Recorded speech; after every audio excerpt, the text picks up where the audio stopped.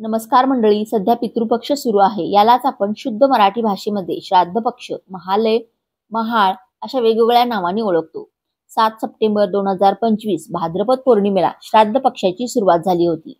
बघता बघता आता 15 सप्टेंबर 2025 रोजी सोमवारी नवमी श्राद्धाची तिथी सुद्धा आलेली आहे. नवमी श्राद्ध म्हणजे भाद्रपद कृष्ण नवमी ही तिथी होय. पितृपक्षातील ही एकमेव वेगळी अशी तिथी की या तिथीला मयत महिला पित्रांच्या नावाने हे श्राद्ध केले जातं.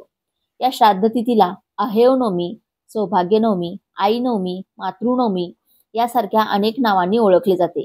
कारण अहेव नवमी श्राद्ध हे खास अविधवा म्हणजे सौभाग्यवती म्हणून मरण पावलेल्या म्हणजेच ज्या विवाहित महिलांचा मृत्यू हा त्यांच्या पतीच्या आधी होतो अशा महिलांच्या नावाने केले जाते.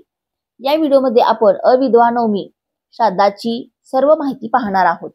त्यामुळे तुम्ही हा व्हिडिओ शेवटपर्यंत नक्की पहा आणि कमेंट्समध्ये मातृदेवो भव असे कमेंट नक्की लिहा.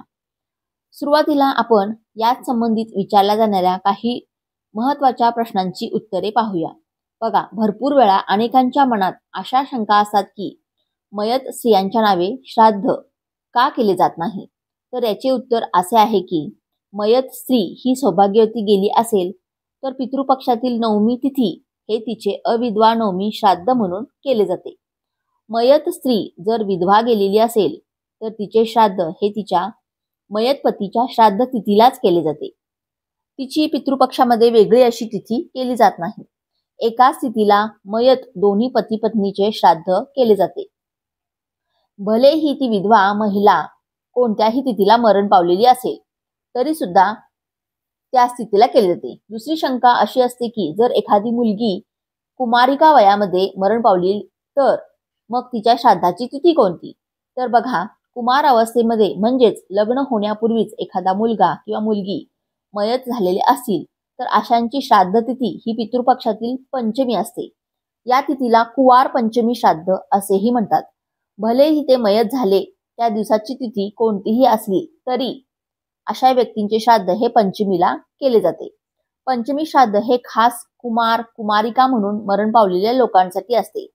तिसरी शंका अशी असते की अविधवा नवमी श्राद्ध हे किती दिवस करतात. तर याचे उत्तर असे आहे की त्या मयत सौभाग्यवती महिलेचे पती जोपर्यंत हयात आहेत तोपर्यंतच तिचे अविधवा नवमी श्राद्ध केले जाते. जेव्हा अशा महिलांचे पती देखील मरण पावतात त्यानंतर त्यांचे श्राद्ध देखील पतीचा मृत्यू ज्या तिथीला झाला ती तिथी पितृपक्षामध्ये कधी आहे ते पाहून करतात. यानंतर पुढचा महत्त्वाचा प्रश्न असा आहे की सौभाग्यवती महिलेच्या मरणानंतर किती दिवसांनी आपण तिची अहेव नवमी म्हणजेच अविधवा नवमी श्राद्ध करू शकतो. तर पहा, पहिला नियम तर हाच आहे की मयत व्यक्तीचे पहिले वर्ष श्राद्ध झाल्याशिवाय आपण त्यांचे पितृपक्षातील श्राद्ध करू शकत नाही. कारण तोवर त्यांना पितृत्व प्राप्त झालेलं नसतं. 1 वर्ष पूर्ण झाल्यावर जेव्हा पितृपक्ष येतो तर तेव्हा त्या वर्षी मयत सौभाग्यवती स्त्रीचे भरणी नक्षत्रावर भरणी श्राद्ध करून घ्यावे.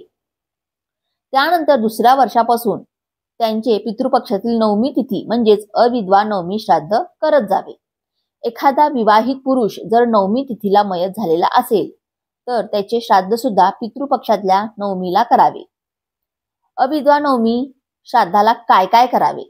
तर या दिवशी आपल्या घरी त्या मयत सौभाग्यवती स्त्रीच्या नावाने जेवण करण्यासाठी आपल्या सोडून दुसऱ्या कुळातल्या एका सवाष्ण महिलेला उपवास करून जेवायला सांगावे. तिला यावेळेस असे देखील सांगावे की आमच्या घरी जेवायला यायचे आहे, त्यामुळे तुम्ही तुमच्या घरी जेवण करून येऊ नका, म्हणजेच तोपर्यंत उपवास धरा. हे शक्य नसेल तर घरच्याच सवाष्ण स्त्रीने उपवास करून जेवले तरीही चालेल. जोपर्यंत आपण जिच्या नावाने हे अहेव नवमी करतोय तिला नैवेद्य दाखवत नाही तोपर्यंत आपण काहीच खायचे नसते. म्हणून तर आपण तिच्या नावाने जेवणाऱ्या सवाष्ण महिलेला उपवास करू असे म्हणतो. दुपारी 12 वाजेपर्यंत आपल्याला पितरांचा नैवेद्य हा दाखवायचा असतो. पितरांच्या नैवेद्याला पितरांचे पान असे म्हटले जाते किंवा पितरांचा घास असेही म्हटले जाते. अहेव देव नवमी ही सौभाग्यवती महिला पितरांसाठी असते, त्यामुळे त्यांचे पान हे त्यांच्या फोटो पुढे तसेच गाईला द्यायचे असते. फोटो पुढे आणि गाईला दिले जाते. महिला सौभाग्यवती स्त्रीच्या नावाने जे काही पान आपण देत असतो तर त्यांचे पान कावळ्याला देत नाहीत किंवा कुत्र्याला देखील देत नाहीत. त्यामुळे त्यांचे पान हे छतावर वगैरे ठेवू नका किंवा बाल्कनीत वगैरे. आपल्याला वाटतं की कावळा येईल किंवा पक्षी येतील, खाऊन जातील, तर असं काहीही करायचं नाही. आपल्याला फक्त ते गाईलाच द्यायचं असतं. फोटो पुढे ठेवलेलं जेवणाचं पान हे घरातल्या मंडळींनी स्वतःसाठी जेवण करायला म्हणून घेतले तरी सुद्धा चालेल. नवमी श्राद्धाच्या स्वयंपाकामध्ये इतर श्राद्धांना जो स्वयंपाक असतो तोच केला जातो. सामान्यतः श्राद्धाच्या स्वयंपाकामध्ये खीर, चपाती, मसाल्याची आमटी, पांढरा भात, आळूवडी, बेसन पिठाची पाटवडी, उडीद किंवा मुगाची वडे, कढी, भजी, गोडपुऱ्या, मेथीची भाजी, लाल भोपळ्याची भाजी, ज्याला तुम्ही काशीफळ, गंगाफळ किंवा चक्की डांगर या नावाने ओळखत असाल, कारले, गवार, भेंडीची भाजी इत्यादी पदार्थ सुद्धा असतात. पितरांच्या पानावर ठेवण्याच्या काही भाज्या या न चिरता फक्त धुवून शिजवल्या जातात. कारले, भेंडी आणि गवार या 3 भाज्या नैवेद्यासाठी म्हणून अख्ख्या शिजवण्याची पद्धत आहे. या व्यतिरिक्त तुमच्या भागामध्ये या स्वयंपाकात काही वेगळे पदार्थ बनवत असतील तर मग तुम्ही त्याप्रमाणे स्वयंपाक हा बनवू शकता. स्वयंपाक तयार झाल्यावर प्रथम 2 ताट तयार करा. त्यातला एका ताटामध्ये प्लेन वाटी काहीच न ठेवता त्यामध्ये 3 चपात्या चुराव्यात. कारण पितरांच्या नैवेद्यामध्ये 3 चपात्या वाढण्याची पद्धत आहे. पण हे जे ताट आपण तयार करतोय ते गाईसाठी द्यायचे आहे. त्यामुळे त्याच्यामध्ये प्रथम 3 चपात्या चुराव्या, त्यावर खीर वाढावी. तसेच पितरांच्या स्वयंपाकामध्ये या दिवशी आपण जे पदार्थ बनवले आहेत ते सर्व थोडे थोडे करून वाढावे. त्यावर तुपाची धार सोडावी. बारीक शेवया देखील या संपूर्ण जेवणावर टाकाव्यात व हे ताट त्या मयत सवाष्णीच्या नावाने गाईला द्यावे. ताटाऐवजी हे सगळं जेवण ठेवण्यासाठी पत्रावळी वापरली तरी सुद्धा चालेल. दुसरे ताट काही वेळ त्या मयत सवाष्णीच्या फोटो पुढे ठेवून नंतर आपल्याला जेवणासाठी म्हणून घ्यायचे आहे. त्यामुळे ते आपण नेहमीप्रमाणे आपण ताटात जेवण कसे वाढतो त्याप्रमाणे वाढावे. एक तांब्या पाणी भरून घ्यावे. फोटो पुढे जेवणाचे ताट व पाण्याचा तांब्या ठेवावा. फोटोला हळदी कुंकू लावावे. फुलांची माळ घालावी. धूप दीपांनी ओवाळावे. ताटाभोवती पाणी फिरवून फोटोला मनोभावे नमस्कार करावा. तसेच फोटो पुढे ओटीचे साहित्य ठेवावे. नारळ, साडी, ब्लाउज पीस, तांदूळ, बांगड्या, हळदी कुंकू, खारीक, सुपारी, बदाम, हळकुंड, खोबऱ्याचा तुकडा, दक्षिणा इत्यादी. त्याचप्रमाणे एका ताटामध्ये किंवा सुपामध्ये कोरडा शिधा सुद्धा ठेवावा. त्यामुळे गव्हाचे पीठ, बेसन पीठ, तांदूळ, गूळ, मीठ, हिरव्या मिरच्या इत्यादी पदार्थांचा समावेश होतो. हा शिधा तुम्ही नंतर ब्राह्मणाला द्यायचा आहे. तसेच ओटीचे साहित्य तुमच्या घरी उपास करून म्हणून जेवायला बोलवलेल्या सवाष्णीला द्यायचे आहे. तुम्ही घरचीच सवाष्णी उपास करून म्हणून जेवलेली असाल तर ती ओटी तिनेच घ्यावी व त्यातल्या वस्तू सुद्धा तिने स्वतःच वापराव्यात.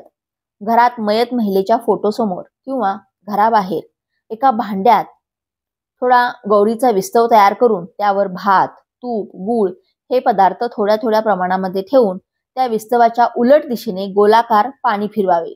नमस्कार करावा. याला आगारी असे म्हणतात. बघा, ही जी आगारीची जी शक्यतो आपल्या घराच्या बाहेर केली जाते, म्हणजे मोकळ्या जागेमध्ये की जिथे आपल्याला आकाश सुद्धा दिसतं तिथे केली जाते. पण मग शहरी भागांमध्ये बऱ्याच जणांना हे शक्य होणार नाही. त्यामुळे मग आपल्याच घरामध्ये त्या मयत व्यक्तीच्या, मयत स्त्रीच्या फोटो समोर आपण ही आगारी तयार केली, आगारीचा विधी केला तरीही चालतं. दुपारी 12च्या दरम्यानच हा विधी करून मगच सर्वांनी जेवण करायचे असते. तर असा असतो हा अविद्वा नवमीचा विधी. या दिवशी सकाळची सुरुवात पूर्वेकडे सूर्याला अर्घ्य व दक्षिणेकडे पितरांना अर्घ्य देऊन करावी. तुळशीची पूजा करून तिला सुद्धा हळदी कुंकू, फुलं, अक्षता वाहाव्यात. रांगोळीमध्ये थोडेसे पीठ मिसळून रांगोळी काढावी. म्हणजे रांगोळीतलं पीठ जमिनीवर फिरणारे लहान लहान जीवजंतू खातील. एक प्रकारे पितरांच्या नावाने आपण त्या जीवजंतूंना संतुष्ट केले असा त्याचा अर्थ होतो. संध्याकाळी तुळशीजवळ एक कणकेचा एकेरी वातीचा दिवा लावावा. त्याला हळदी कुंकू, फुलं, अक्षता वाहाव्यात. दिव्याची वात दक्षिण दिशेला येईल अशा पद्धतीने दिवा तुळशीपाशी ठेवावा. तुळस ही सौभाग्यदायिनी आहे. आपल्या घरच्या त्या मयत सवाष्ण स्त्रीच्या प्रती तिच्या अहेव नवमी तिथीला कृतज्ञता व्यक्त करण्यासाठी हा दिवा आपण तुळशीजवळ आठवणीने लावायचा आहे. या दिवशी दिवसभरामध्ये तुम्हाला शक्य झाले तर पाण्याच्या तळ्याजवळ, नदी किंवा विहिरीजवळ जाऊन त्यामध्ये गव्हाच्या पिठाच्या 9 या संख्येमध्ये अगदी लहान लहान गोळ्या जरूर सोडून याव्यात. यामुळे पितृ सुद्धा संतुष्ट होतात. कारण पाण्यामध्ये जे काही मासे राहतात, पाण्यातले जे जीव असतात त्यांना संतुष्ट करण्यासाठी आपण आपल्या पितरांच्या नावाने गव्हाच्या पिठाच्या लहान लहान 9 गोळ्या तयार करून पाण्यामध्ये सोडून यायच्या आहेत. ते जीवजंतू किंवा पाण्यातले जे मासे असतील ते हे सगळे गोळे खाऊन घेतील. यामुळे आपले पितृ संतुष्ट होतात, आपल्याला आशीर्वाद देतात. पितृदोष यामुळे नाहीसा होतो अशी मान्यता आहे. तर यातल्या जेवढ्या गोष्टी तुम्हाला जमतील तेवढ्या तुम्ही आठवणीने करा. मंडळी, या व्हिडिओमध्ये आपण सौभाग्य म्हणजेच अविधवा नवमी श्राद्धाची संपूर्ण माहिती पाहिलेली आहे. तर मित्रांनो, हा व्हिडिओ तुम्हाला कसा वाटला? व्हिडिओ आवडला असेल, व्हिडिओची माहिती उपयुक्त वाटली असेल तर व्हिडिओला एक लाईक नक्की करा आणि चॅनेलला सबस्क्राईब करून आम्हाला प्रोत्साहित करा, जेणेकरून असेच माहितीपूर्ण व्हिडिओ तुमच्यापर्यंत आम्ही घेऊन येऊ शकू. तसेच आणि हा व्हिडिओ जास्तीत जास्त लोकांना शेअर करा आणि आपला अमूल्य वेळ काढून हा व्हिडिओ पाहिल्याबद्दल आपणा सर्वांचे मनपूर्वक आभार. धन्यवाद. श्री स्वामी समर्थ.